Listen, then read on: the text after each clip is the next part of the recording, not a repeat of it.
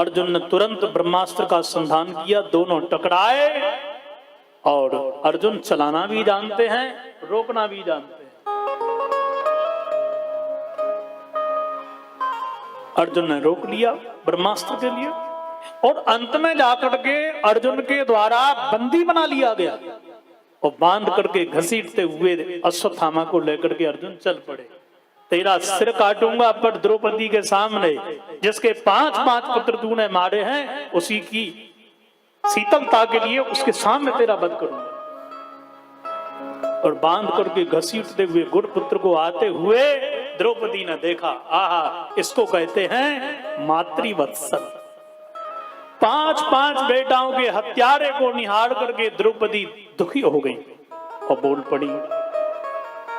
उवाच चासहन्त्यस्य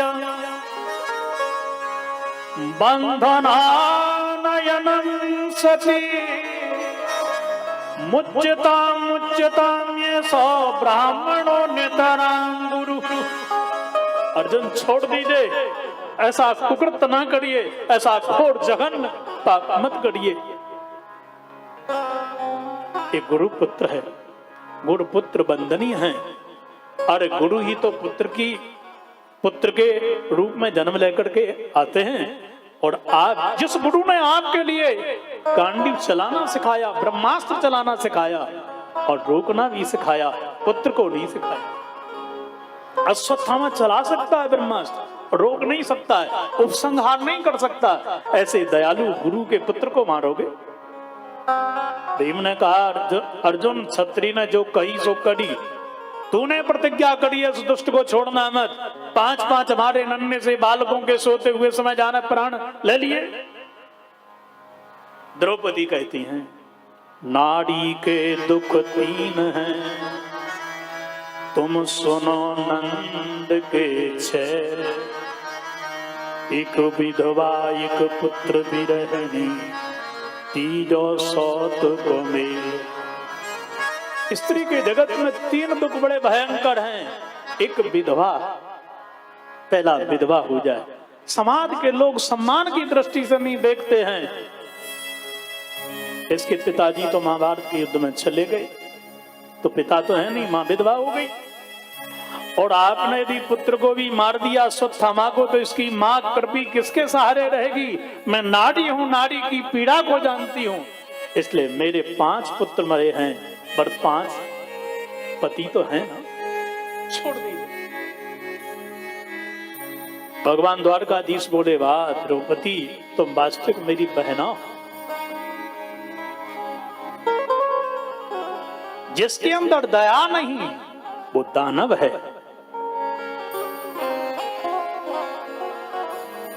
तुम वास्तविक दया की मूर्ति हो।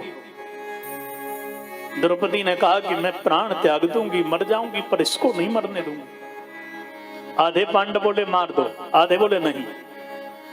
अब ये करें कि नहीं करें, असमंजसता जब फैल जाए तो एक ही समाधान है, शास्त्र को बीच में लाओ। शास्त्र क्या कहता है, कानून क्या कहता है? कानून और शास्त्र के सहारे ही आपकी विजय होगी। तो विचार किया कि श्री कृष्ण से बड़े शास्त्रज्ञ तो कोई हो ही नहीं सकते हैं। द्वारकाधीश आप बताओ ना, इसको छोड़ें कि मारें? भगवान कृष्ण बोल पड़े, ब्रह्म बंधुर न हंतव्य आतताई बधारहण। देखो अर्जुन, शास्त्र कहता है कि ब्राह्मण के लिए कबहू न मारिए। ब्राह्मण जो संध्या करता है, वेद पढ़ता है, ऐसा ब्राह्मण, उसको कभी नहीं मारना चाहिए। और आतताई को कभी छोड़ना नहीं चाहिए, आतंकवादी को। अब अर्जुन की असमंजसता फैल गई, बढ़ गई। ये ब्राह्मण भी है और आतताई तो है ही। सोते हुए व्यक्ति को मार देना, जहर खिला देना, किसी को धोखे में, किसी के खेत खलिहान में आग लगा देना, बुरी दृष्टि से शस्त्र ग्रहण कर लेना, किसी की स्त्री और जमीन का आधिपत्य अपहरण कर लेना, ये आतताई है। क्या करूं? आहा, अर्जुन ने तुरंत समाधान निकाल लिया। इन बड़े लोगों का सम्मान भी बड़ा होता है, गद्दी पर माला भी और माल भी। बोलो राधे राधे, राधे। दोनों ही प्राप्त हैं, तो दंड भी तो बड़ा ही मिलना चाहिए भैया।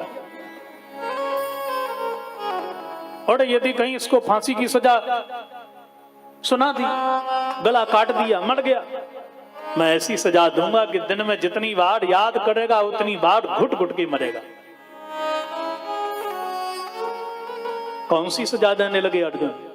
श्री सूत जी कह रहे हैं, वपनम द्रजिणादानम स्थाना निर्यापणम तथा एष ही ब्रह्म बंधुना बधो नान्योस्ति दैहिकः।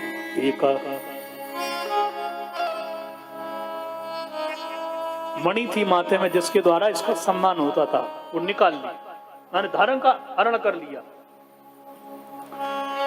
एक तरफ के बाल दूसरी तरफ की दाढ़ी बना दी और धक्का देकर के समाज से बहिष्कार कर दिया। यही इसकी मृत्यु से बढ़ करके होगा। जितनी बार दिन में याद करेगा उतनी बार ही मरेगा।